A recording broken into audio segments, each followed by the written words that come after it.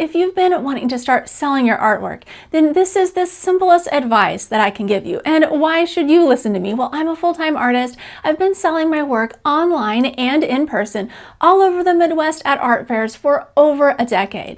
I've also had my own art gallery for several years in a mall, and so I've had lots of experience selling my work in lots of different situations. So let's get into it. My first tip is to just start. I know this seems really basic, but it's super important to say this because I know a lot of you are thinking about starting your business and you want to sell your work and you're planning and you're deciding, you're watching lots of YouTube videos, you're trying to figure out what is going to work the best with maybe the least amount of effort or the least amount of investment or least amount of time. So you're trying to go through all of these things and you've got one creator telling you, oh, this is the way to go, another creator telling you this is the way to go. And honestly, there are so many ways to make money as an artist.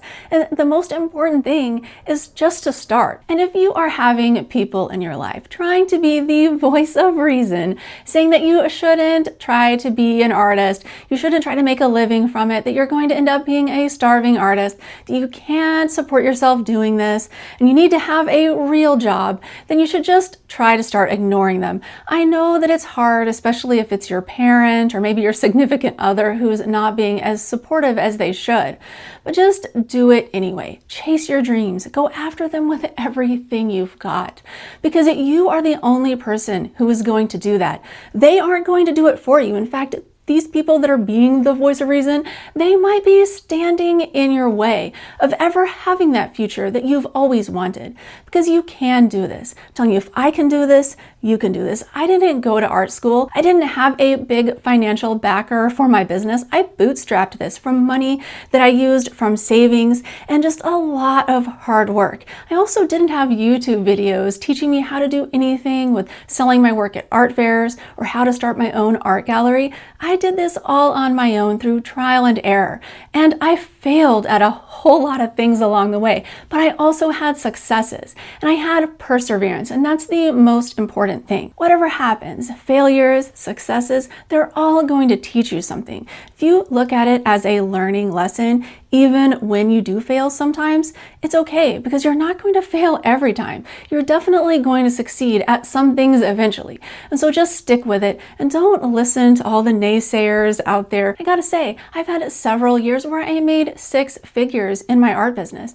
This isn't because I am a #1 award-selling artist that has the very best work ever, or that I'm the best business person, or that I have the most financial investment capability or backing, because none of that's true. I have a disability.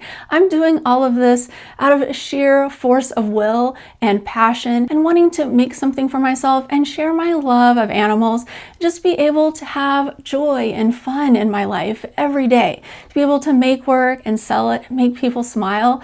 I love this. I thrive on it. So you can do this. Just have a little faith in yourself and keep going no matter what anyone says. Don't let anything stop you. Don't let any of those short little brief failures that you come across in your business stop you. Just keep going and you're going to reach your goals. Next, I think it's super important when you're first starting out to focus on one way of selling. So either pick one platform online like eBay, Etsy, your own website, Instagram, just one, or do one way of selling in person. So do local art fairs, maybe a farmer's market, or perhaps join a local art guild and show in local exhibitions at galleries.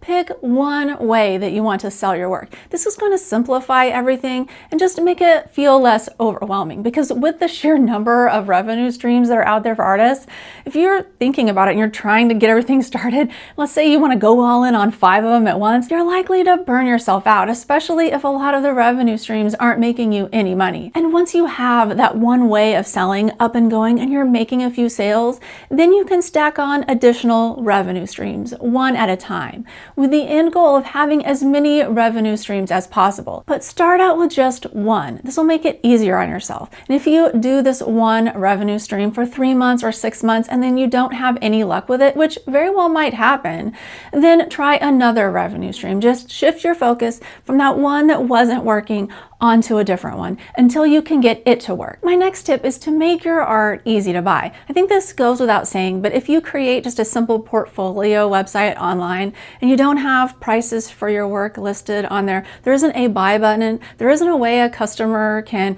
purchase with their credit card. Let's say they have to reach out to you through email to say, hey, I want to purchase, and then you have to maybe send them a PayPal invoice or a Square invoice, then eventually they pay, and then you ship it out. This is a lot of work for the customer, and you do not want them to have to go through all of that, because maybe you will get a couple of people to purchase that way, but more often than not, people will see all of that trouble that they're going to have to go through and they won't buy. So you want to reduce the friction, that's what it's called, in the checkout process on your website and even when you're selling in person. Also, you need to have really clear pricing, whether you're selling online and especially in person, because nobody wants to walk into an art fair booth, see no prices anywhere, and then ask the creator or the artist how much it costs, because that person walking into the booth, I mean, they're probably figuring the pieces are out of their price range if there is no price listed, and they might not be. So just make sure, especially if you're selling affordable work, which you should consider doing when you're just starting out, you want to have your prices listed, and you want to make sure that your prices are competitive with other artists selling a similar subject matter for a similar size and a similar medium as you. This means doing a little research on your competitors if you're selling locally or online to make sure that your prices fall in line with everyone else's. So that way you can establish a customer base. Eventually you can raise your prices, especially as you get customers and more experience doing this. But at first, I think it's super important to have competitive prices that are clear and visible to every customer in every way that you're selling. My next tip is to sell in places where people already have money and are ready to purchase, where they are psychologically primed to buy. And these online would be places like Etsy, eBay, or art marketplaces, because the people are coming there to purchase art, to purchase gifts. And if your work satisfies their needs and you can get the algorithm on whatever platform to show your work enough, then you can make sales very easily, because you don't need a following. You don't have to make tons of Instagram posts to try to get people to see your work, to take them to your website. It's just easier to get started selling on marketplaces. Now, not every marketplace is good, especially Etsy. There's a lot of competition on there now, but I do know a lot of artists who are still selling work on Etsy. So it shouldn't completely be discounted, but just know going into it that there might not be as much success on Etsy these days as there used to be. Still, when considering the effort that you have to go to grow a following on Instagram, to then try to get those people to buy from you, it seems easier when you're starting out to just start with a marketplace that already has the customers there for you.